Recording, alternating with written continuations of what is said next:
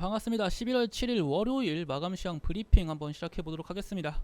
금일 상승 종목 코스피 같은 경우는 600여 개, 하락 종목 240개, 코스닥은 상승 종목 1000여 개, 하락 종목 400여 개입니다. 양거래소 모두 개인의 순매도세가 나왔고 외인의 순매수세가 나왔습니다. 코스피 같은 경우는 기관의 매수세가, 코스닥은 기관의 매도세가 나와준 모습입니다. 외인의 순매수세에 힘입어 비차익 순매수 역시 매수세가 이어졌으며 그로 인한 증시에 상승세가 나와줬다, 그렇게 말씀드릴 수 있겠고, 금일 주목해볼 만한 이슈가 있죠. 제가 제목에서 쓴 것처럼 원달러 환율이 1401원, 자 1401원이고 장중 1399원으로 두 달 만에 2개월 만에 1300원대까지 찍고 다시 상승세가 나와주는 모습입니다. 이 원달러 환율의 약세가 나와준 이유가 뭘까요? 자, 누구나 예측하는 당연히 이거겠죠. 파월 이르면 12월 금리 인상 속도를 늦춘다. 자, 중요한 단어는 뭐죠? 인하고려는 시기상조다. 이런 얘기가 첫 번째로 중요한 말이고요. 저번 FOMC 회죠. 이번이 아니죠. 지났으니까요. 11월 FOMC 회의에서 파월 의장이 하는 말이에요. 자, 이르면 다음 FOMC 회의가 될 수가 있고 아니면 그 다음 회의가 될 수가 있다. 금리 인상 속도를 줄일 수도 있다고. 12월이라고 못 박지 않았어요. 12월이 될 수도 있고 아니면 그 다음이 될 수도 있다. 현재 가능성을 열어둔 상태예요. 근데 시장은 이 가능성을 열어두는 상태 이것만 하나만 봐도 12월 달에 빅스텝 하는 거 아니야? 벌써 이런 분위기가 형성되어 있죠. 자, 어때요? 자, 빅스텝이고 자이언트 스텝인데 빅스텝을 할 확률이 52%로 자이언트 스텝보다 더 높은 경우죠. 높은 확률입니다. 아까까지만 해도 빅스텝의 확률이 68%? 네, 그 정도까지 나왔었는데 좀 내려오긴 했네요. 아무튼 이 빅스텝의 확률이 더 높다. 시장에서는 지속적으로 빅스텝 할 거라고 기대 심리가 커지고 있는 상황이에요. 자, 근데 파월이 12월 달에 금리 인상 속도를 줄인다고 하고 있나요? 아니에요. 전혀 그런 말도 없습니다. 할 수도 있고 안 할 수도 있어. 현재 이런 상황이거든요. 하지만 시장은 또 어때요? 김칫국을 마시면서 이것도 다음 달에 이제 빅스텝 하면은 또 얼마나 좋을까 지금 또 이러고 있단 말이에요. 자, 일단은 그러면 파월이 어떤 지표를 봐야 될 거 아니냐고요. 그쵸? 금리 인상 속도를 줄이려면은 줄이게 될 만한 이유가 있어야 되고 명분이 있어야 됩니다. 명분이 뭐가 있을까 현재? 그쵸? 명분은 없어요 현재. 금리 인상 속도를 줄여야 될 명분이 없습니다. 파월은 인플레 목표치까지 가기 위해서는 계속 말하는 것처럼 고통이 지금은 있을지언정 인플레를 못 잡으면은 추후에 고통이 더 크다고 주장하는 사람입니다. 명분이 없어요. 그렇다는 것은 이번 주 목요일날 발표되는 CPI, 10월 소비자 물가지수인 CPI 결과값에 좀 한번 주목을 해보세요. 파월이 분명히 이 CPI 결과값에 따른 금리 인상 속도를 조절할 수 있기 때문에 CPI가 어떻게 되나 한번 주목해볼 필요가 있습니다. 단순히 이번에 CPI가 높게 나왔네 낮게 나왔네 이렇게 넘기지 마시고 이번 CPI 결과값에 따라서 이번엔 더더욱, 왜냐면은 그동안은 물론 CPI가 중요하긴 했어요. CPI가 PC든 CPI든 안 중요한 적이 없긴 했는데 어쨌거나 CPI가 안 잡힌다고 해도 자이언트 스텝을 계속 할 거는 어떻게 좀 기정사실화 됐었고, 이번엔 정말 CPI가 좀 좋게 나온다면은 자이언트 스텝의 확률이 좀 줄어들 가능성은 있습니다. 왜냐면 이제 근거 자료가 있잖아요. 야 파월, 네가 말한 것처럼 지금 인플레이션에 대한 우려가 줄어들고 있으니까 금리 인상 속도를 줄여, 이렇게 말할 연준 이사도 늘 것이고요. 지금은 이미 그 연준 이사들이 금리 인상 속도를 늦춰야 된다는 이유가 없음에도 불구하고 경기 침체 우려가 커지면서 파월한테 서서히 이거 경기 침체가 부각되는데 금리 인상 속도 줄여야 되는 거 아닙니까? 이런 식으로 말하는 연준 이사들도 늘고 있단 말이에요. 그렇다는 것은 물론 이번 FOMC에서 11월 FOMC에서 자이언트 스텝을 만장일치로 통과시키긴 했으나 이번 CPI가 좋게 나온다면은 금리 인상 속도 조절을 해야 된다는 연준 이사들이 늘어날 것이고, 그렇다는 것은 시장은 조금 더 상승세가 나와줄 수도 있고 파월도 연준 이사들 말처럼 금리 인상 속도를 줄일 수가 있는 겁니다. 이해하시죠? 그렇기 때문에 지금 먼저 김칫국을 마시는 것보다는 10월 CPI 결과가 어떻게 나오냐 그것에 대해서 한번 주목을 하시는 것이 중요하다고 판단합니다. 물론 여기서 만약 좋게 안 나온다면은 긴축 우려가 다시 부각될 것이고 원달러 환율은 다시 상승세가 나올 것이고 증시의 약세 역시 이어질 것이라고 저는 생각하고 있습니다. 자, 이해되시죠? 우리는 이젠 CPI가 어떻게 나오나 한번 주목을 해야 된다. 그 점을 기억하고 계시면 돼요. 그 점을. 자, 그리고 금일 국내 증시가 좀 상승세가 확실히 나와줬어요. 당연히 어떤 거보다 뭐 다우나 나스닥에 비하면 상승폭이 확실히 이어지고 있죠. 국내 증시가 지금 뉴욕 증시보다 상승세가 좋은데 뭐 그것에 대한 이유를 한번 살펴보자면 첫 번째로 뽑을 수 있는 거는 우리 국내 증시는 원달러 환율의 강세, 강달러 현상으로 인해 뉴욕 증시 대비 상승폭이 좀 제한적이었습니다. 주가의 움직임이 보다 제한적이었으니까 당연히 원달러 환율에 대한 리스크가 줄어들면은 뉴욕 증시보다 상승세가 많이 나오는 것이고 원달러 환율에 대한 그동안 억눌려 있었잖아요. 강달러 현상으로 억눌려 있어가지고 증시의 상승세가 못 나온 것을 좀 이제 와서 나와주고 있다. 그래서 다소 제한적이던 증시의 움직임이 어느 정도 해소되면서 상승세가 나와주고 있는 것이라고 판단되고 있습니다. 자, 그리고 또 하나 주목해 봐야 될 점은 이제는 중국의 제로 코로나 정책이죠. 중국의 제로 코로나 정책으로 인해 자, 이거 하나 보실게요. 29개. 자, 중국은 이 제로 코로나 정책으로 중국 수출이 29개월 만에 마이너스를 기록했습니다. 29개월 만에 마이너스라는 거는 사실상 이게 2년이 넘은 거잖아요. 즉 코로나로 엄청난 이슈가 있었던 그 시기 이후로 처음이라는 건데 당연히 안 좋은 이슈겠죠. 중국 입장에선 기분이 좋을 수가 없어요. 29개월 만에 마이너스. 그뿐만이 아니죠.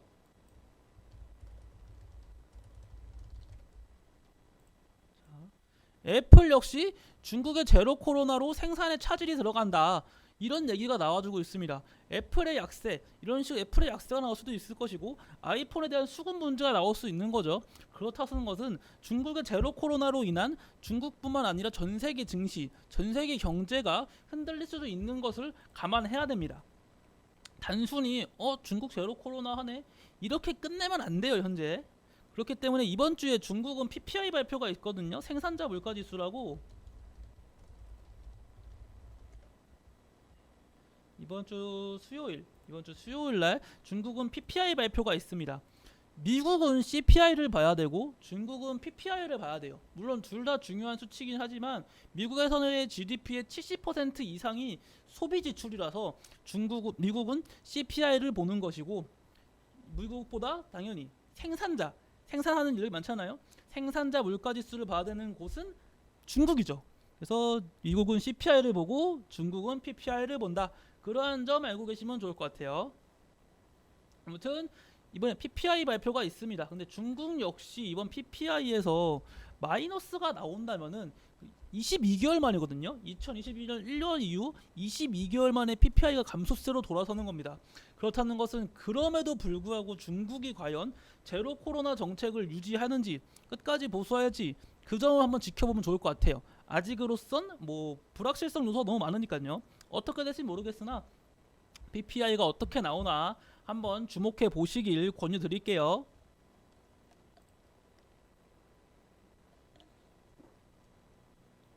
자, 그리고 지금 미국의 중간 선거가 다가오고 있죠.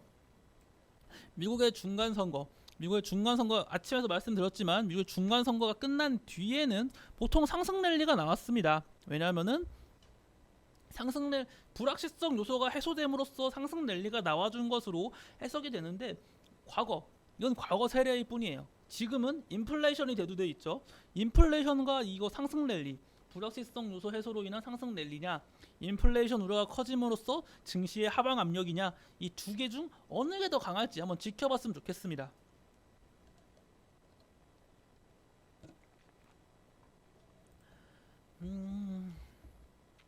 시장이 어떻게 움직일지 한번 주목해보면 좋을 것 같아요. 자, 그리고 금일 증시 움직임에 대해서 설명을 해드리겠습니다. 자, 인디에프 얘기 할 수밖에 없죠. 인디에프는 당연히 네옴시티 관련 이슈를 달아주면서 금일 역시 상한가에 도달한 모습이에요. 자, 상한가에 도달했지만 서서히 밑꼬리가 길어지고 있죠. 고점 시그널이 나오고 있다는 증거예요. 그러니까 투자 경고 종목까지 지정되었다. 슬슬 위험이 큰 종목이에요. 인디에프. 현재 이 네옴시티 관련주들은 약간 풍전등화의 모습을 보여주고 있습니다. 풍전등화 언제든지 꺼져도 이상하지 않을 만큼 풍전등화의 모습이 이어지고 있다. 그래서 제가 말씀드리는 것처럼 이런 네옴시티 관련주들은 상승세에 타는 게 아니라 눌림목에 매수를 해야 된다. 왜냐면은 너무 많이 올랐기 때문에. 그리고 이런 뭐 장중에 유신, 뭐 장 이런 거, 세아특수강, 한미글로벌 등 네옴시티 관련주가 아예 약세가 나온 것은 아니나 제가 볼 때는 이런 종목들, 급등 종목들은 5일 평균선을 깨고 이탈 시에는 분명 투매 현상이 나올 거예요. 무리하게 급등하기 나와준 종목이다 보니 분명 투매 현상이 나올 것이다. 저는 그렇게 보여지고 있습니다. 자, 그리고 제가 종목 하나 추천해 드리자면은 제이시스 메디칼이 저는 오늘 괜찮아 보여가지고 여러분들께 소개시키려고 갖고 와봤습니다. 제이시스 메디칼의 수급을 보시면 지난 9월 22일부터 하루도 빼놓지 않고 외인 투자자의 매수세가 이어지고 있던 종목입니다. 9월부터 꾸준하게 외인의 매수세가 들어오고 있고 5일 평균선 이탈 안 해주면서 지속적으로 이거 차트 유지해주고 있잖아요. 그러한 점 역시 긍정적으로 받아들였습니다.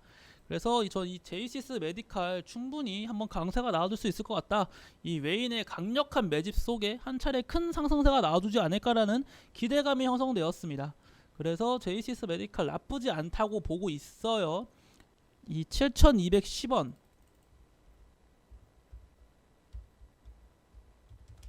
7,210원을 좀 돌파만 해주면은 분명 강세가 나와줄 거예요.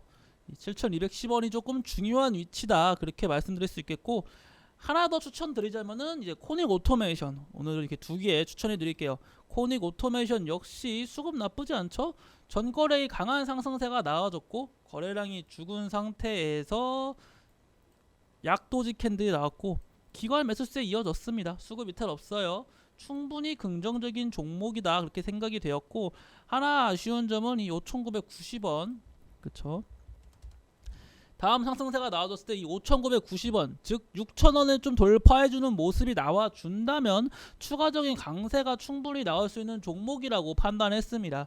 그래서 현재 나쁘지 않다. 그래도 위치적으로 하방 5일 평균선 깨지 않는다면은 다음 바로 갈 수도 있긴 하지만 한 차례 눌림이 나오고 다시 갈 수 있거든요. 다양한 가지성을 고려할 수 있다. 5일 평균선 이탈하지 않는다면 충분히 상승세가 나올 수 있다 생각해가지고 코닉 오토메이션까지 추천 한번 드려볼게요. 이게 두 개의 종목 좋아 보여요. 현재로서는 네 그렇게 두 개의 종목을 뽑아봤고,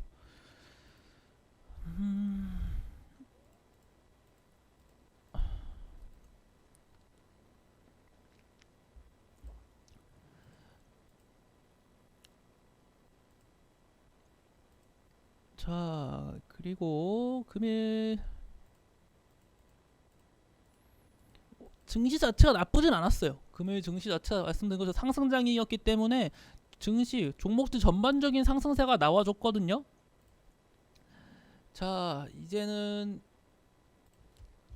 제가 생각하는 시나리오 생각해보면은 이 상단, 자 이 121선 부근에서 어떻게 움직일까 한번 생각을 해봐야 돼요. 과연 이 121선을 강력하게 뚫어주면서 상승세가 나와줄까? 과연 그게 상승세가 나와줄까요? 이제 슬슬 그렇죠. 열심히 물 탄 사람들의 평균 단가까지는 올 수가 있습니다. 삼성전자를 한번 예를 들어볼게요. 삼성전자. 자, 삼성전자 지금 많은 사람들이 얼마쯤 물려있을 것 같아요?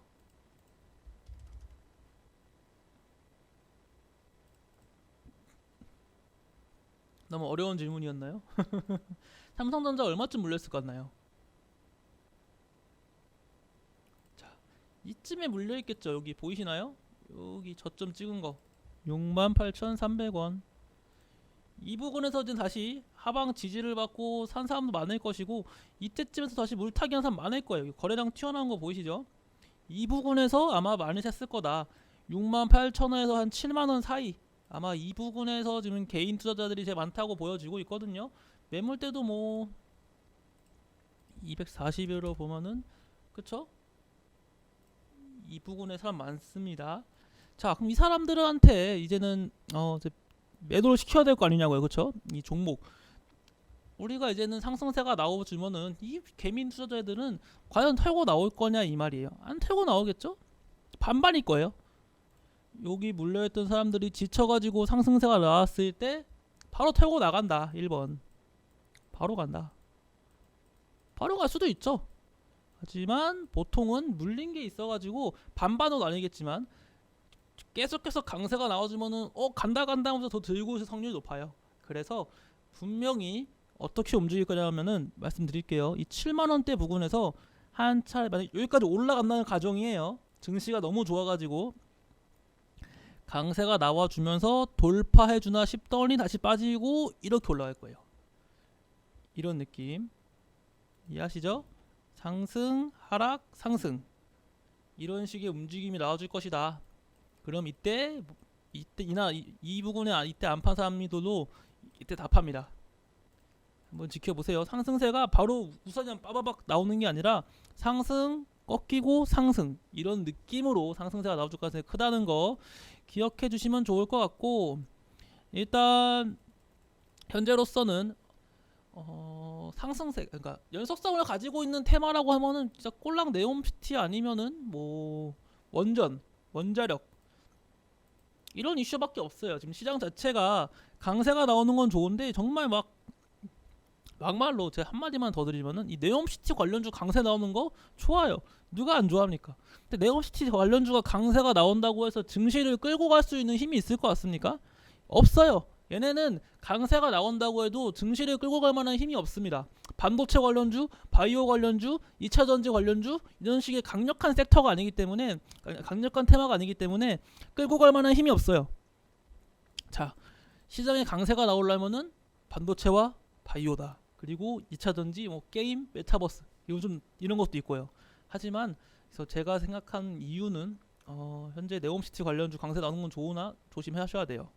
여기에 지금 몰려있는 수급이 증시의 상승 관점이 유효하다면 다른 곳으로 옮겨갈 수 있습니다. 순환매가 형성될 거거든요.